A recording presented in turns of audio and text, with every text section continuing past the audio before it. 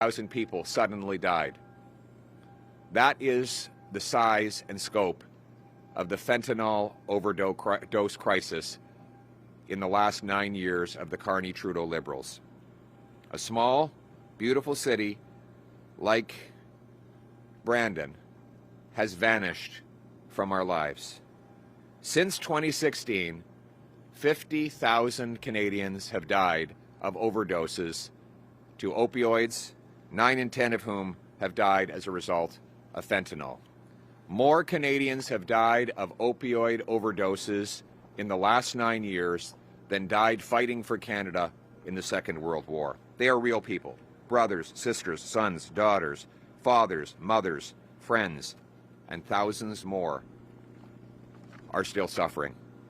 Countless of them are in homeless encampments, living in the hell of addiction and homelessness. It wasn't like this before Liberals radically liberalized drugs. We know what they did. They passed C-5 to allow traffickers to serve their sentences in their living rooms. They eliminated mandatory prison time. They opened up our ports and our borders. 99% of the shipping containers that enter our country, 99% of those shipping containers come in without any inspection at all after 9 years of the Carney-Trudeau Liberals. Super labs in Canada synthesize using precursor chemical ingredients that come into Canada from China and Mexico through our open border policy. But it's not happening. This is something that looks like an episode of Breaking Bad. But this is not happening in New Mexico in a TV drama. It is happening here in Canada, real life, right now. In November of 2024, police dismantled what they described as the largest, most sophisticated illicit drug super lab in the country in Falkland, British Columbia. One of the accused was out of jail after earlier convictions. Police said they seized 54 kilograms of fentanyl. Now, that might not seem like a lot until you realize that it just takes 2 milligrams to kill a human being. That means there was enough finished fentanyl to kill 27 million people. Police found enough ingredients to make enough fentanyl to kill 95 million people. That's twice the population of Canada.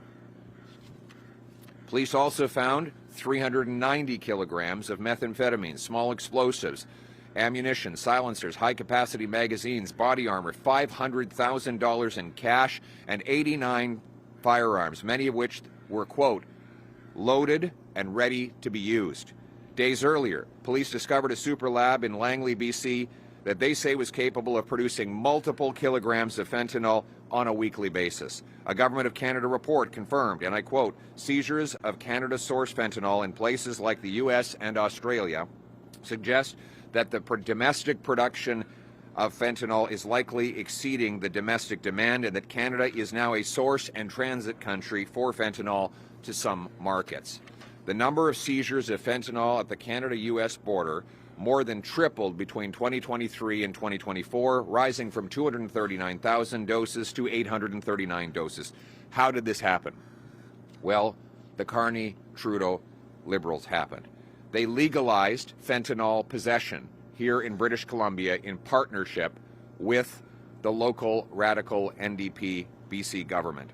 They passed C-5, which eliminated mandatory jail time and brought in house arrest, allowing fentanyl dealers to do their time in their living room while watching Netflix or playing Grand Theft Auto.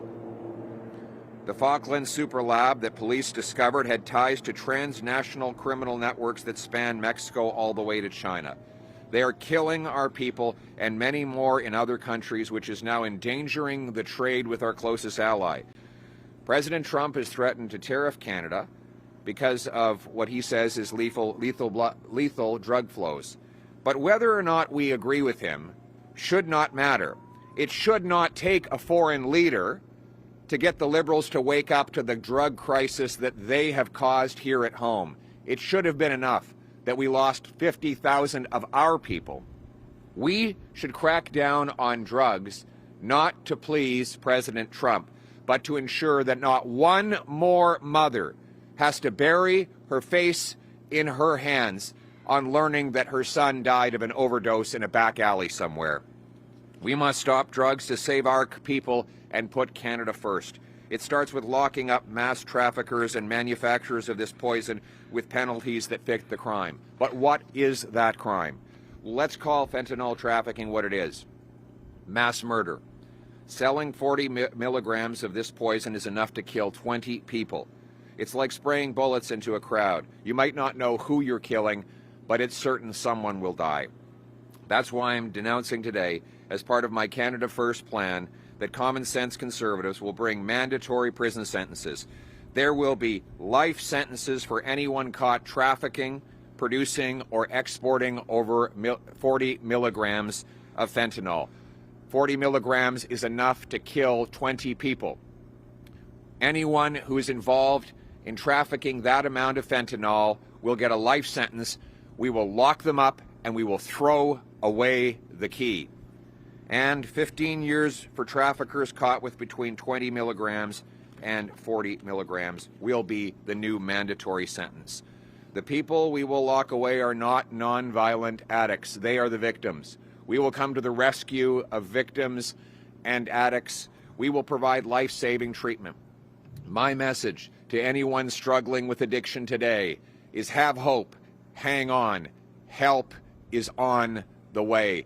My government will provide residential treatment. They will take people off the streets, provide them with detox, recovery, counseling, group therapy, sweat lodges for First Nations victims, and help them get into housing, a job, and back to their families. We will bring our loved ones home drug-free. Nor are we talking about the small-time dealer on a street corner, though he too will be punished. Rather, my law will go after the fentanyl kingpins who kill thousands of people each year.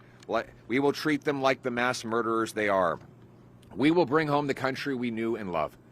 After 9 years of the Carney-Trudeau Liberals, everything is broken.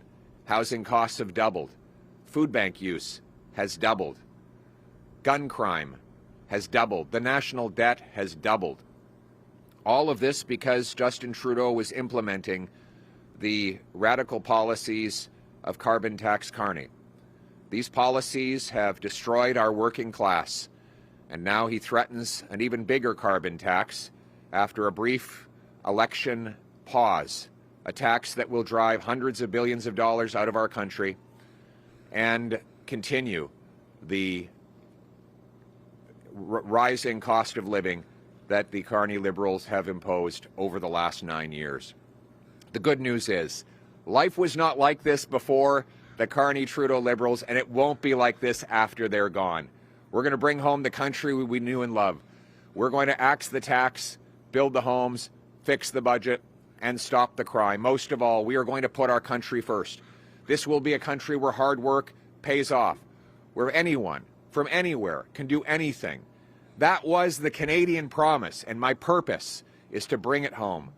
Let's make this a country where anybody who works hard gets a powerful paycheck and pension that buys affordable food, gas, and homes in safe neighborhoods wrapped around the protective arms of strong borders under a proud flag for a united country, Canada. Let's bring it home.